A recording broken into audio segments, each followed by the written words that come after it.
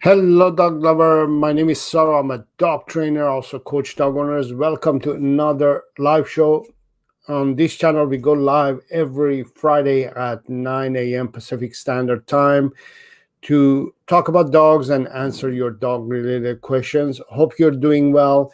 I'm doing great. I feel very excited today because not only I'm excited to answer your dog related questions, but also in general talk about dogs and share some information and also share some news that is happening on this channel. In a moment, I'm going to share with you some great information about what is happening to the channel, some of the benefits that you can get from the channel as well, plus many other information. Also, I'm going to answer your dog related questions. And today I wanted to start with a common question that I also get is, what can I feed my dog? What can't I feed my dog?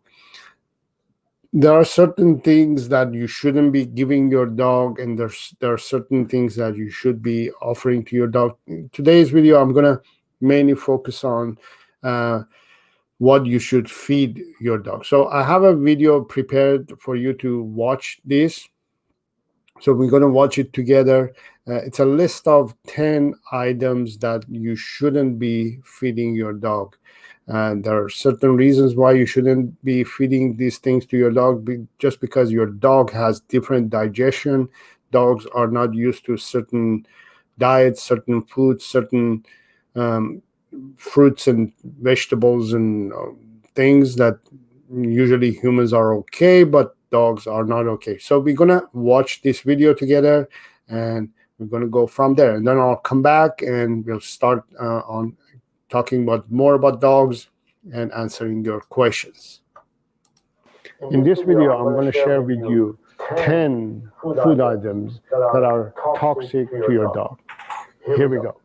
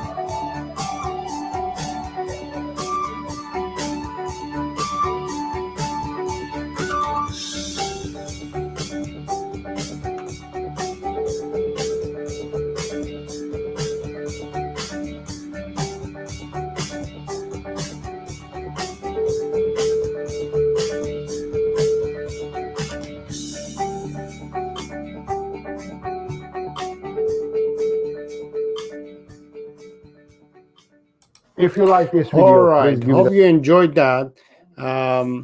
So those are some of the 10 plus one bonus item that you shouldn't be feeding your dog. So in next week video, I'm going to go over some of the items that it's okay to give your dog. So the other issue, the other thing that I wanted to talk about today, let me just get things rolling, is that today you have an opportunity to win a free digital copy of my other book that I've written, Two Simple Changes. Throughout the show, I will be picking some lucky viewer who's watching the live show for a chance to win this book in digital format. So mainly for those who are staying tuned for throughout the show and also interacting with the live show. So you have a chance to win this digital book, Two Simple Changes which you can make today to improve your dog's behavior tomorrow. This is a interesting book.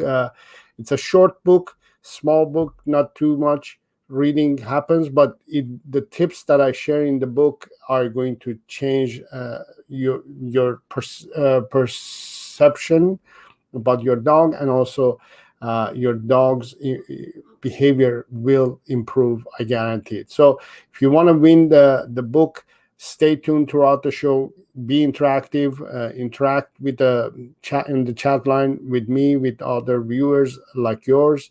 And throughout the show, I will be picking two lucky winners to get this book. The other thing that I wanted to share with you, let me get that ready too, is, let me see if I can get that ready. So I think this is ready. So now you have the option also to become a channel member. The reason I want to share with you this with you is because you have an option of getting a little bit more than usual content and information from the channel from me. So now you have the option of becoming a member of the channel. All you have to do is click on the join button next to subscribe button on the channel, or any video that you watch, there is a button called join. Click on it, and you can also learn what are the benefits of joining the channel's membership. So I'm going to quickly go through the list of things that you can get. So if you go, even if you're on my channel, there's a button called membership as well. You can click on that and also see what you can get if you become a member. There are 3 tiers or 3 levels of membership. The first one is Annie the Beagle. In Annie the Beagle, you get loyalty badges next to your name in the comments and live chats like today. You get custom emojis to use in the comments and the live chat, again, just like today. But also you get photos and status updates. These photos and status updates are also exclusive and artistic photos taken by me about dogs, and also any tip that I can share, I add in those photos as well. Also, you're going to get pictures and photos of upcoming videos that I have prepared for you. And it will be shared only in the community tab area and only for members. The next level is Harvey the Beagle. In this level, you are able to get your questions asked in my next video, and I will be shouting out your name in my next video as well.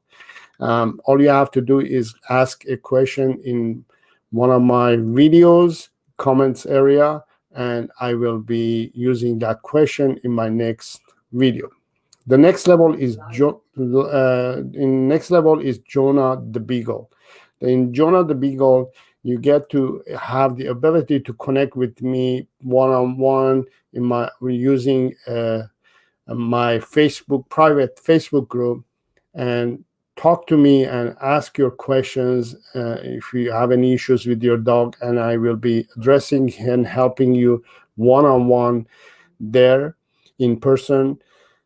And also, I can use those questions to make a video custom made, especially exclusively for members and you, that will address your issue that you're having with your dog. So there are so many benefits when it comes to becoming a member of the channel. And the other thing that I wanted to share with you is,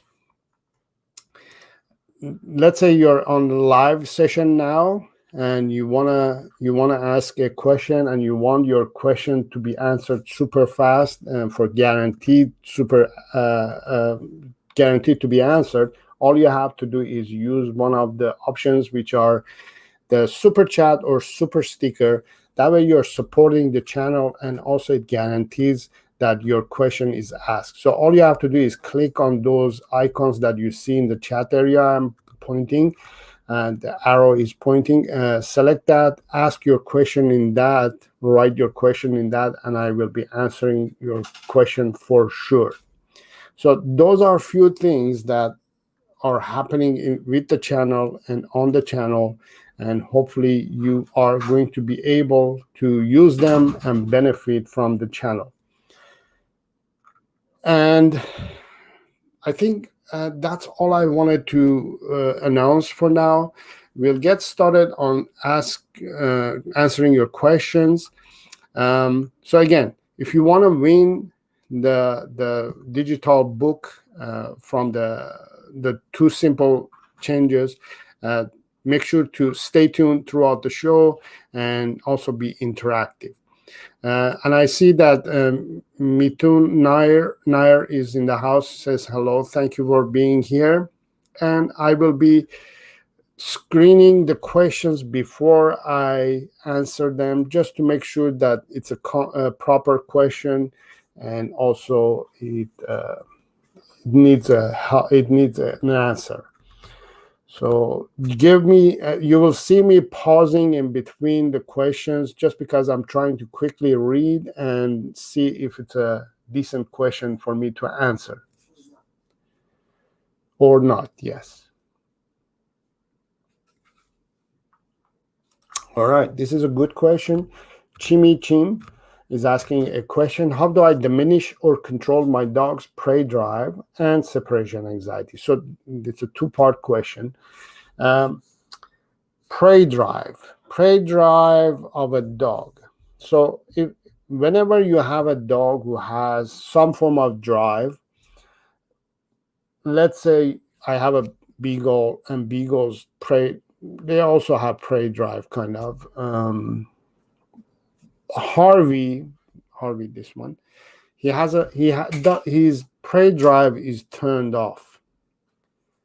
It's not that there's a button you turn it on and off. It's just that I didn't encourage him to stay on that mode, on prey drive mode, and that started literally from puppyhood.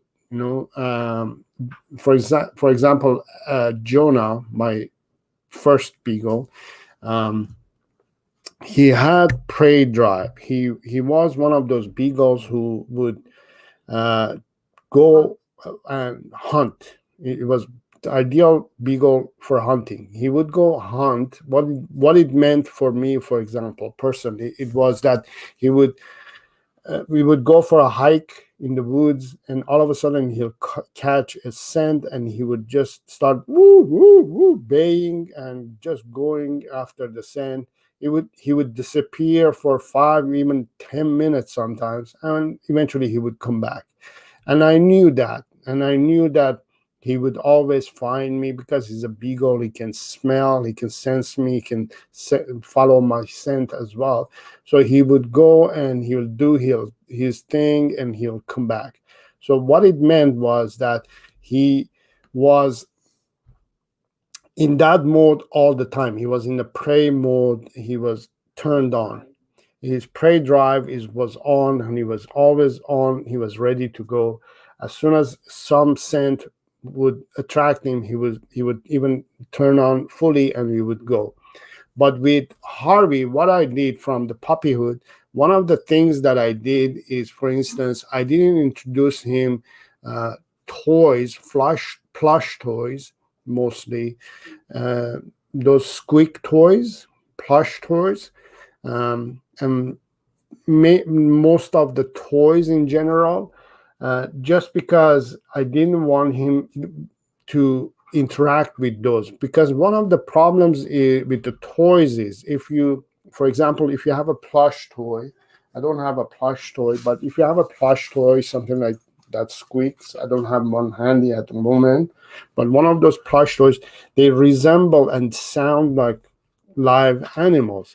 And when you so I have one here. So for example, this one here. So you see, like this one, it looks like a squirrel too, right? And it makes noise too, right? It looks like a squirrel, right?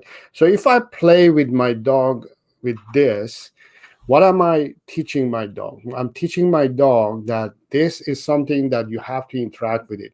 So when they are outdoors and they see an actual squirrel, they don't know the difference between this toy version and the live version. They don't know the difference. They think, oh, there's a toy. I'm going to go and play with that toy. And they go after it to play with it just like you used to play at home, right?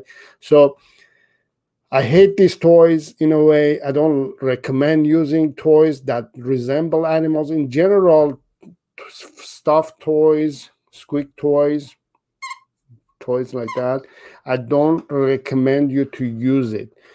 Just because it turns on all those prey modes in the dog. Um, as a play, it makes them to think that this is a play, and I'm going to go and play with it in the outdoors as well. So as I said, if they see this thing outdoor moving, running, most squirrels, as they're running around, right? And if your dog sees it, the prey drive turns on, and they go after it, not just to kill that animal, but also to interact with it. One of the other things that I see most dog owners make is, for example, they buy these stuffed toys, and they bring it home, and the dog plays with it and makes that noise, squeak, squeak, squeak, squeak, squeak, squeak, and it sounds cute and fun and funny. But what happens? It's actually driving the dog crazy. It's annoying the dog. So your dog wants to kill that animal to shut up, to stop squeaking. So most of the time, what happens is, you will see that your dog tears apart the toy, and takes out the squeaker, and that's it. That's all it's left. The squeaker is here, the toy is over here. And you say, oh, you destroyed the toy. That's so cute and funny. And you go and buy another one, and you bring it home, and your dog says, oh my God, I just got rid of the other one, and you brought another one. I have to kill this one too. So you're unknowingly, you're encouraging your dog to become a prey driven dog, right? This is one example, right? There's so many things. If you have a herding dog, if your dog is constantly nipping the legs and constantly going around you. I have a beagle mix collie, Annie, as well, and I'm not allowing her to turn on any of those drives, because she will drive me and her crazy if I let her. So in general, most of the behaviors, including the prey driven behaviors, are unknowingly made or encouraged by the dog owners, unknowingly thinking it's cute and funny, and that's how you turn it on. So how that means that's how you turn it on. Now, how do you turn it off is, first of all, from puppyhood, you don't encourage the dog to play with stuffed toys and toys that resemble um, live animals. You don't, for example, in a beagle, I encourage in beagles and any dog actually, the first year don't off leash them, because if you off leash them, what happens is not only they learn to go and roam around and do whatever they want and get uh, rewarded by behaviors that they're doing. If they go and prey, they have the prey drive, they have the ability to go and practice that behavior when they are off leash and you don't have control over them. So I wouldn't let my puppy or my dog to be on off leash for the first year. It takes a lot of planning and effort and all that, but it pays off at the end. So Annie, for example, she's almost a year now, but it's not that I had her for a year. So what I mean, for the first year that you have your dog, you don't off leash your dog, to build that control and communication and management of your dog. So when your dog is off leash, it's not running around like crazy and practicing those behaviors. The other things are that if you have a prey driven dog, you never off leash it then, right? That's a sad reality, but you have to accept that and you have to live with that. And your dog has to live with that. There's nothing wrong with keeping a dog on a leash because you feel bad that you're keeping your dog on a leash and you feel that, oh, you're taking away freedom from your dog. If your dog has the tendency to be prey driven and go and cause damage and harm some animal or something, it's better to not allow it to go and practice that behavior or cause that harm. Then it's better to have them on leash than allowing them to cause harm. It's better to have them under control. And most dog owners, they feel bad having their dogs on leash, and I guarantee you they don't feel bad when they are on leash. They actually feel very secure and confident and relaxed when you have them on leash. Yes, for the first weeks, months, it may be uncomfortable for both you and your dog, but they get used to it. They get used to the routine and the idea that this is what I'm gonna be. I'm gonna be on leash with my owner. They love to be under control. So not feeling bad that you're controlling your dog is the key. And most dog owners, most professionals, maybe they tell you the other way. They tell you that that's not the way to be. Dog has to have the freedom to be off leash and all that. Yes, a normal, good, well-behaved, well-trained dog, it's welcome to be off leash all the time. Harvey, he's welcome to be off leash anytime. He's under control. He never causes any problem. He never runs away. He's always off leash. Most of the time he's off leash, right? Jonah, he used to be off leash too. Annie, I'm not off leashing her yet just because she's not ready to be off leash. It's like, if you can't drive a car, I'm not going to give you a car to drive.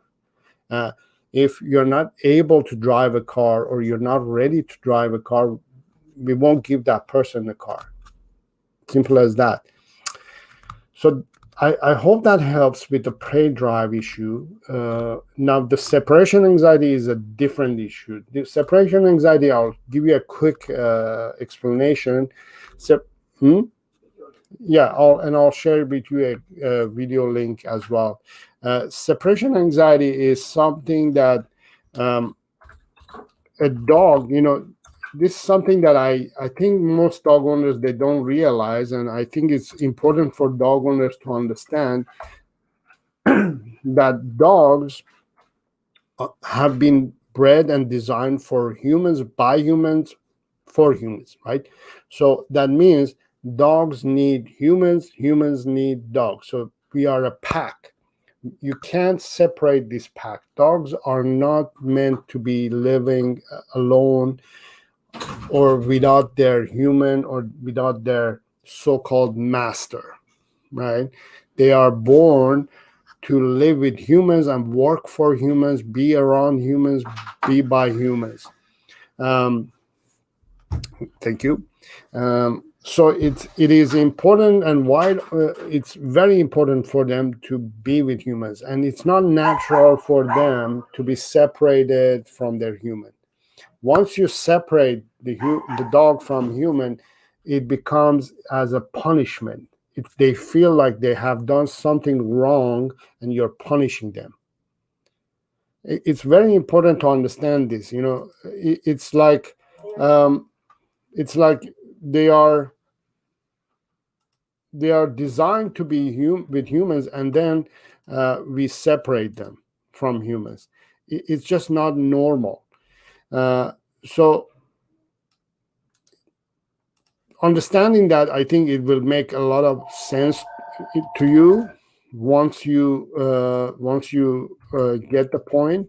So I'm going to share also a video in the chat area that you can go ahead and watch. It's called Dog Separation Anxiety video. Go ahead and watch that. It will give you some additional information. So there you go, Chimmy Chim. Hopefully you enjoyed the answer to this question and this long answer to the question. But I hope you enjoyed it. And everybody, most of the time when I pick a question, I think it's a general question. I think everybody will benefit from it. So therefore, I do answer some of the questions that I answer, because I want you to. Benefit. Everybody can benefit from these questions. Okay.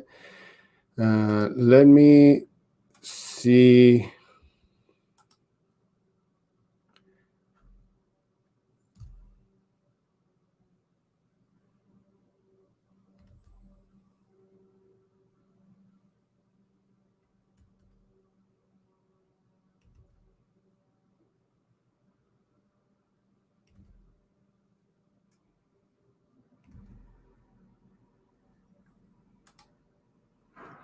All right. I'm gonna try to answer questions that are general form as well. But if you want personal questions, like you want me to really answer your question in a personal level, please feel free to join the super chat option or super sticker option. That way you're supporting the channel, and also it emphasizes, do you really need that answer for that question? So therefore I will definitely answer it. But I'm going to go through questions as fast as I can. We're going to be here for another half an hour. I'm going to try to answer as many questions as possible. There's many questions coming in, but I will select the questions that come in. So this is from Revati. I'm hoping I'm pronouncing it properly. I'm so sorry if I'm not pronouncing properly. How can I control my puppy from eating plastic and everything on the floor?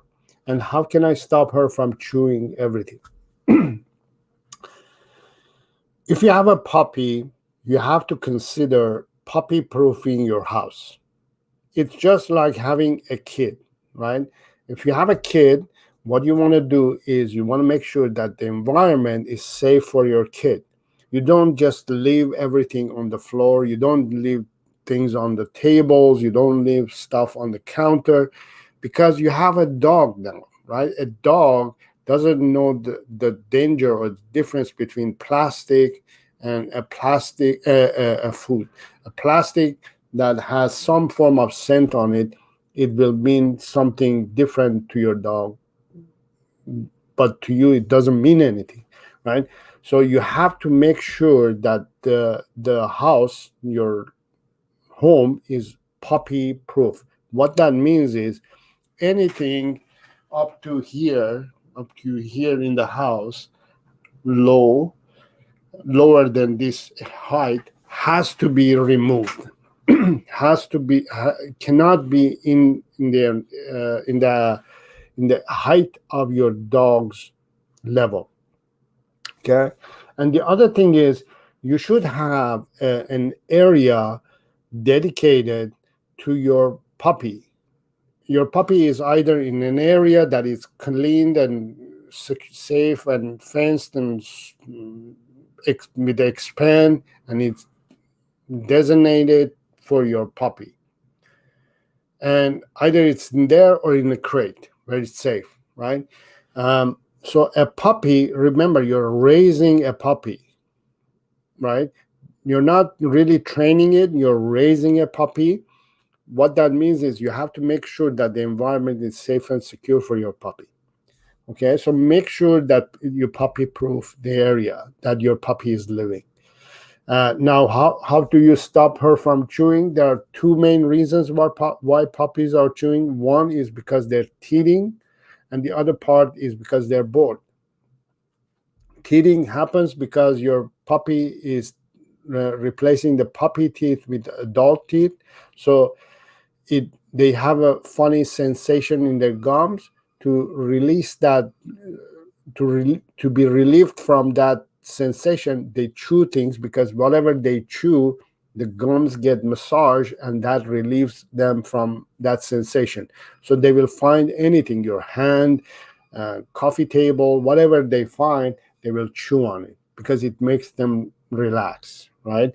Imagine if you have an itch on your hand, right? And if you don't itch it, if you scratch it, oh, it feels so good, it's gone, right? That's the sensation.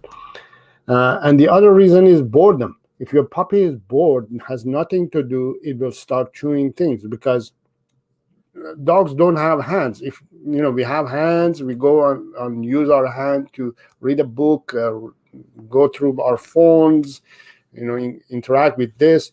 Dogs don't have hands. Dogs have a mouth. That's how they interact with the world. They eat it first and then figure out if it was edible or not. They chew things before they figure out if it's chewable or not.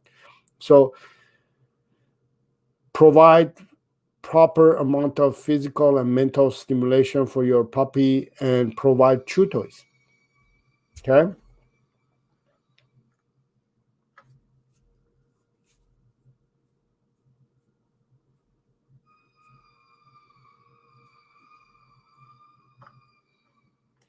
Okay, I think hopefully that answered your question. This is from Avanish. Sorry, this is an emergency. My 80-day beagle just ate a chicken bone. He's not showing symptoms, and it's late night here. What do I do? If your beagle ate cooked chicken bone, it's a problem. If it ate raw chicken bone, it's fine. Raw chicken bone, it will digest easily. It'll go through their system. It's safe, no problem. But if it's cooked, because it's cooked, it may splinter in their, in their system, in their throat and stuff, and then cause. It is a cooked bone. So okay, I've been told that it is a cooked bone. So yeah, if it's a cooked bone, you hope that it will be digested, easily, and nothing would happen. But there may be a chance that it will be splinter, and it will cause some. I hope it's going to be minor issues, a little bit of tearing here and there, and there might be some blood in your puppy's stool. Hopefully, nothing is going to go wrong. Once in a while. Yeah, it's not. You can't tell, and I can't tell either. It's just hopefully nothing is going to go wrong. But if you see any signs of distress or anything that indicates that your puppy is in discomfort, or it's not feeling good, take it to the vet and deal with it there. Yeah. But next time, again, puppy proof your house. Be aware that you have a puppy, and they will go through everything, garbage and anything. They will put everything in their mouth, and They will figure ways to put things in their mouth. You just have to be ahead of themselves.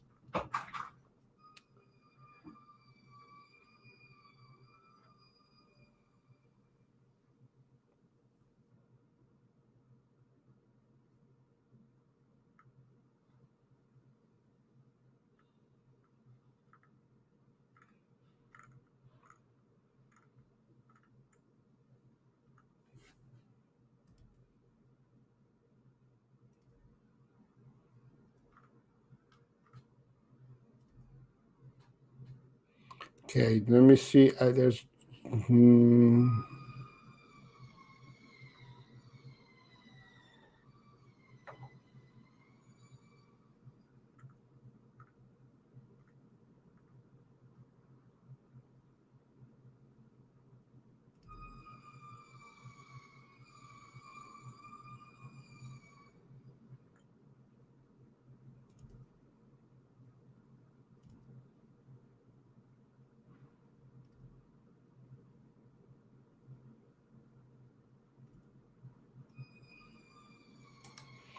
Okay, I think this is a good topic to talk about. Lady Light is a. I think you guys are commenting and talking about it, but my new puppy cries at night when we put her in the fence section of the home with bed and toys at night. Day two, she's better, but I'd like to know. Okay. So the reason your puppy is crying at night is because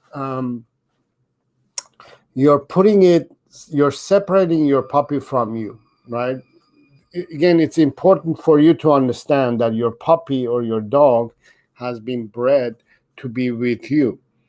So when you separate it, especially at night, and puppies are very vulnerable. They're emotionally and mentally very unstable, because you have to remember, first thing, that they have been separated from their original parents. So that itself is very traumatic for a puppy. Okay. Second of all, they've come to a new home, new environment, your home, a new environment, and all these things are happening. All these new things are happening. So that itself also adds a little bit more trauma and stress in your puppy's life, right? So this is the age and time that they really need you. They really need your support and help.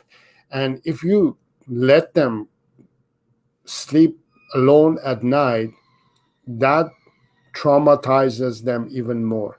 They need to be with you overnight, in a crate, maybe put it in a crate, put it put the crate by your bed in the same room that you sleep, same area that you sleep. Let them see you, let them feel you, let them hear you, let them sense your energy, let them smell you. All these things provides comfort and relaxation to your puppy. So it brings the stress level down, and it creates a bond with your puppy as well. So in the past, that's what people were doing. They used to put the puppy in a separate area, separate room, let it cry all night for several nights, which was very damaging. Emotionally, psychologically, it just damages the puppy, and it creates a lot of um, lack of confidence in the puppy. When they grow up, they build a lot of negative behavioral issues. A lot of bad things happens when you do that, when you separate the puppy. So don't separate it. Keep your puppy with you at night, and you'll see the difference. The crying will stop. You'll have a better relationship with your dog, and so many other good things happens. All right, so I just want to remind you guys that you can use the super chat and super sticker in the chat area to ask your questions, in order to also not only to support the channel, but also to get your questions answered. And also, Let me see if I can do this. Also, you are welcome to join the membership of the channel. If you are new here and you just arrived to the chat to the live session, my channel has the ability to be supporting members. Once you become a member, you get fascinating rewards, and you can find out all about it by going to the community page in here, and you will see the benefits. You'll learn what benefits you get.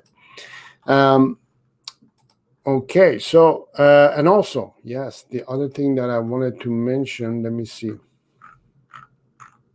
where did I put it? Okay.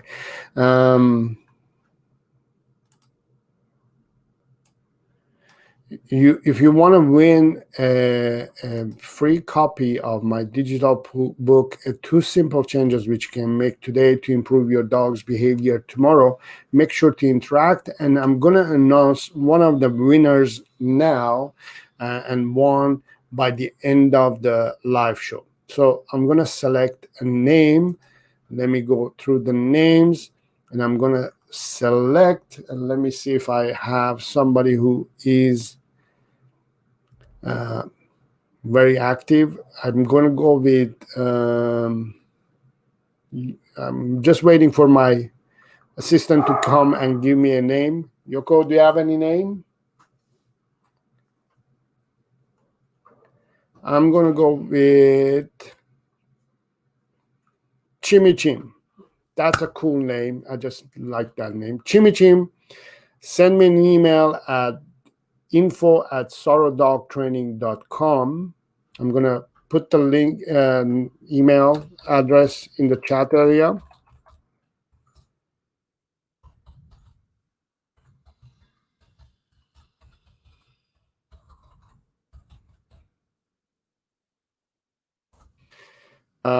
There it is. Email me at info@sarodogtraining.com, and I will be sending you a free copy of the book. And as I said, congratulations, by the way, Chimmy Chim, for winning this prize. And as I said, there will be one more winner by the end of the show. So stay tuned if you want to win this prize.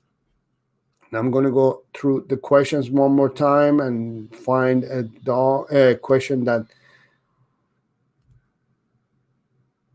this is a good question from Chimmy Chim. Again, these are, I'm not selecting Chimmy Chim because it's Chimmy Chim. It's because it's a good question, and I think it's a good question to answer in general. Again, if you want your question for sure to be answered, use the super chat option. So another question is, how do you train a solid recall? Solid recall develops from very puppyhood. It starts from young age, and it develops to become the solid recall that you get months later. So if you start with puppies, for example, with Annie, I'm practicing recall a lot, right? And her recall is 99% now. She's that good. The reason for that is I make the recall to become the most important and most rewarding thing for my dog. Whenever my dog, Annie, for example, comes, when I call her and she comes, I make a big deal. I celebrate like crazy. I reward her like crazy. I started developing this from very young age. The other thing that I did is I made sure that whenever I'm calling her name and I'm saying Rover come, for example, or I'm saying Annie come, I make sure that she will come to me for 100%. There's no distractions, nothing that can distract her not to come to me. I make sure that she always comes to me for sure, whether it's on leash, on a long leash, whether if it's off leash. I make sure that the coast is clear and the place that I ask her to come, it doesn't have any distractions. So I'm sure, 100% sure, that when I say Annie, come, she will come to me. Because if there is anything, even 0.1% chance that she may not come to me, and I call Annie, come, and Annie gets distracted with whatever it is and goes towards that, and there's that 0.1% chance that she may go toward that and not to me, I don't ask her to come. That's very important. You don't want to ask or teach your dog to come when you know that it won't come, because what happens when you say, Rover, come, and then Rover doesn't come, and then you say, Rover, come, Rover, come. When you do that, not only you're breaking, first rule of dog training is that you don't repeat the command. Second of all, you become a different person. You either say, Rover, come, or you say, Rover, come. Those are not normal behavior of a human, right? Or you, right? Which either says, come, Rover, I told you, come here, or Rover, come, hurry up, come on.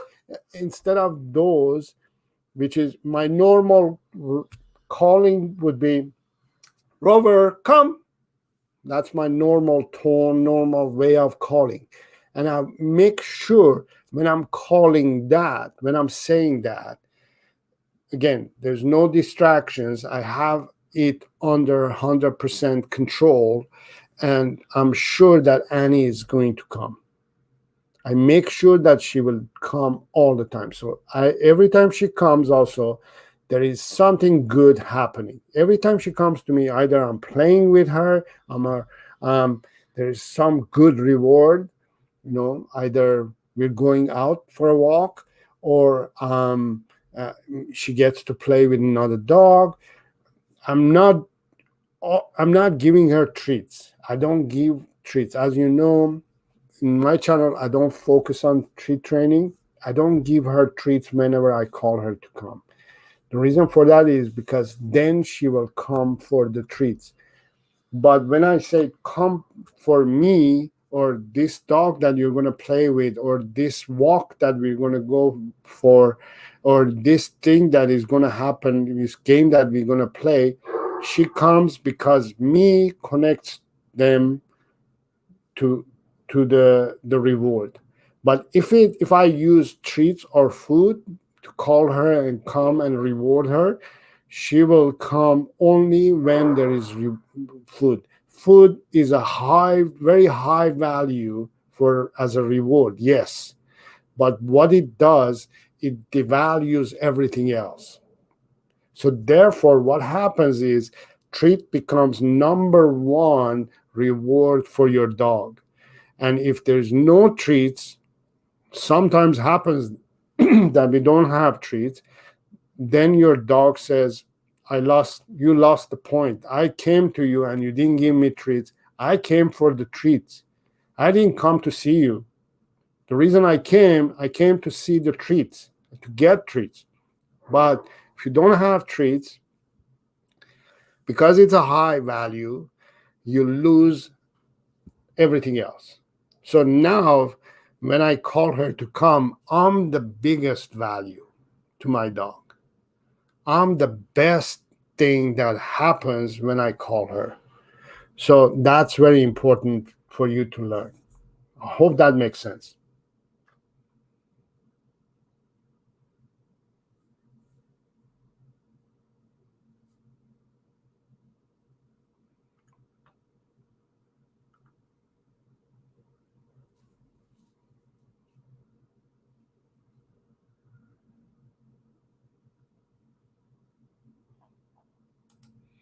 Okay, so this is again Chimmy Chim. Chimmy Chim, you're interacting well today, so you're giving good questions. So this is a follow-up question to the first answer, and it's a good question to answer.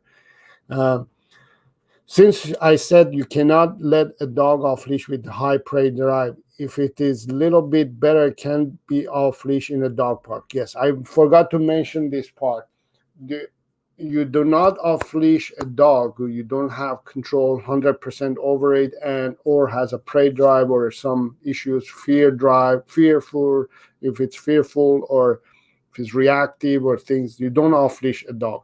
An off leash dog has to be fully trained and under control. And the only time you will off leash some of these dogs, or including your dog, is only in an environment that is safe, secure, and under control. Most off leash parks are fenced. They cannot go run away or chase things, and if they chase things, you can kind of catch up with them and grab them and leash them. Um, but yes, that's the only place that you should be off leashing your dog. Only in a place that is safe and secure and under control. Fenced area, yes.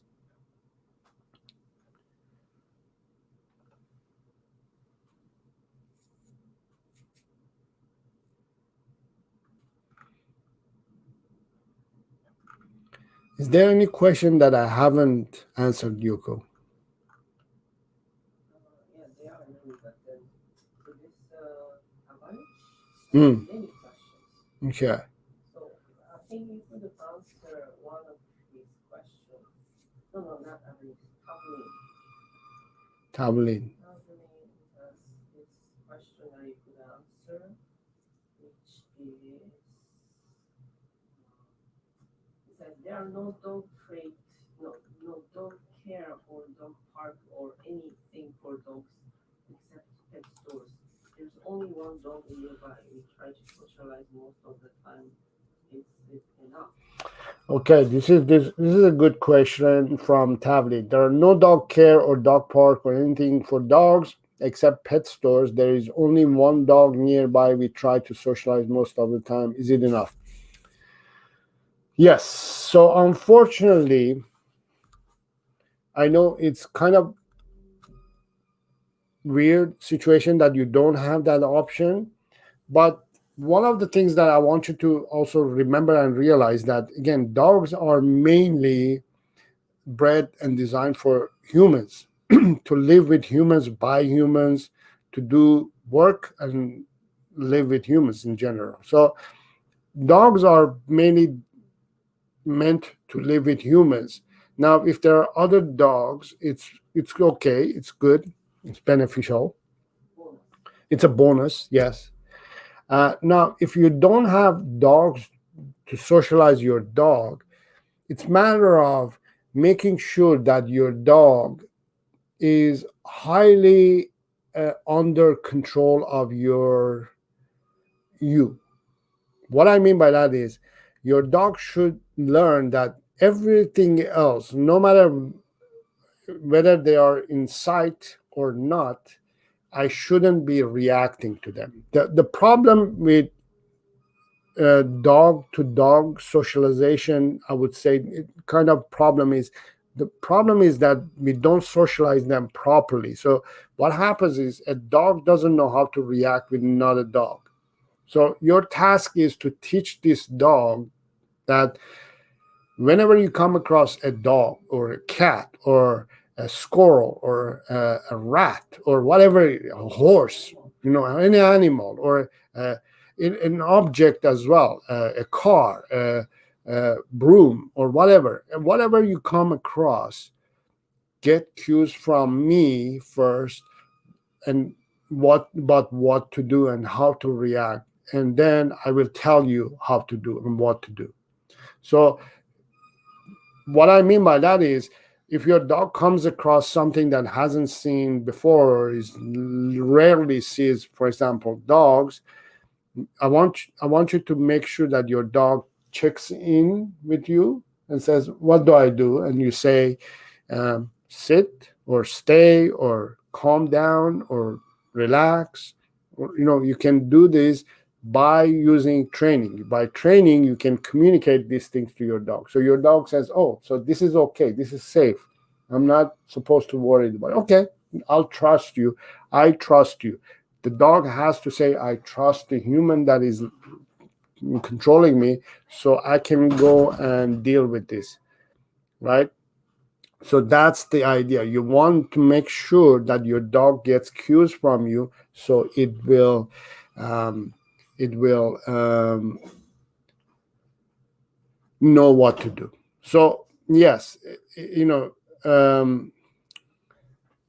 training is important, and socialization is important as well. Uh, so training helps with the socialization. With the training, you can improve the socialization. Okay, hope that makes sense. We have another question from Dr. Ankita Debnath. Dr. Ankita, my 4-month-old golden retriever bites everything up, so I put her on a confined area with a leash and also uh, take her everywhere with me. So how should I put her off leash and trust her she wouldn't bite? All right. So this is a biting question. So what I'm gonna do, hold on. I have a video that I'm gonna share in the chat area. It's about biting. Let me just quickly find it. Okay, there it is. I'm gonna share the link for this video. But in general, to answer your question specifically, so I'm going to name it Puppy to Stop Biting. The video is in the chat area. Everybody else who has a question about puppy biting, please refer to this video. It will answer most of your questions, I'm sure. If you have a golden retriever who's biting and biting everybody and everything, and you should have it on leash, first of all, and second of all, you shouldn't put your puppy in an environment or in a situation that causes it to bite, right? Most of the time the biting with the puppy is due to excitement, due to anxiety and all that, which makes them to start biting, right?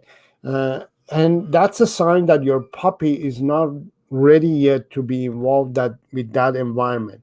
I'd rather have somebody not to take their puppy in an environment that causes the dog to do the wrong thing and misbehave than having the dog at home and in a safe environment and secure environment that your puppy can relax, and you can train the puppy not to do this, not to do that, and then prepare it for an environment, different environment, and try different environment. See how it does in this environment. If it's not doing well in this environment, that means you went too fast. You went too soon to that environment for your puppy.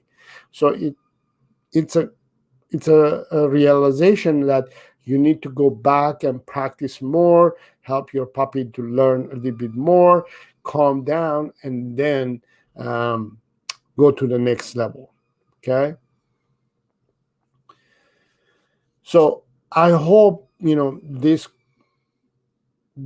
idea of understanding that your puppy it's you may be going too fast. I hope that makes sense. Understanding the fact that you're sometimes we as humans we want things to be done today, right now. I want you to understand that you can't go too fast with your puppy. Your expectations should be very low. You can't put your puppy in an environment that is too overstimulating for a puppy, too much for a puppy, and then expect it to behave normally and behave properly. I want you to consider those and just go little by little. Okay. All right.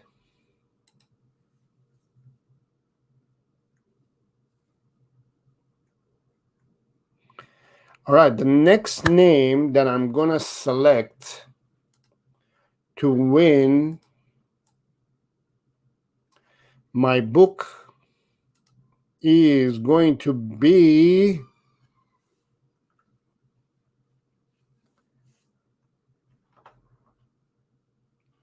Tech Team. Tech Team, you are the second winner of the day for the book, free digital book of 2 simple changes that you can make today to improve your dog's behavior tomorrow. Congratulations. And thank you for being here. Um, just email me. Sorry, I don't Oh, understand. sorry, my phone thought that I'm talking to it. uh, email me at email me info@sarodogtraining.com, and I will be emailing you the digital format of this book. Congratulations, hope you will enjoy it and benefit from it. And we're at the end of the show. Hopefully you enjoyed the live show today. I'm sorry if I didn't get to answer your question, but again, if you really want me to answer your questions, please join me next Friday at 9 a.m. Pacific Standard Time, and use the super chat option. And if you have any other questions that you want me to help you, go to the comments area and ask your question. Remember to subscribe to the channel if you haven't yet. Make sure to hit the bell icon as well, so you will get notified as soon as I post my next video or if I go live. Make sure to hit the like button if you enjoyed this video. Even if you didn't like this live video, give it a thumbs down if you didn't like it. uh, let me know what you thought about the live show. Let me know what you think about the videos that I'm producing. Lately I'm providing you with more content from other professionals as well. And speaking of other professionals, this Sunday my new video is going to be, here we go, it's going to be grooming your dog. Fascinating conversation with a fascinating person. You're going to get to know this person on Sunday. Make sure to watch that video. Thank you so much for everybody to joining me today. Chimichime and Tech Team, thank you for being here and and winning the prize as well. And there will be more prizes coming in the future live videos as well. Um, all that. I think that's about it. Thank you, everybody. And until next time, have fun with your dog. Okay.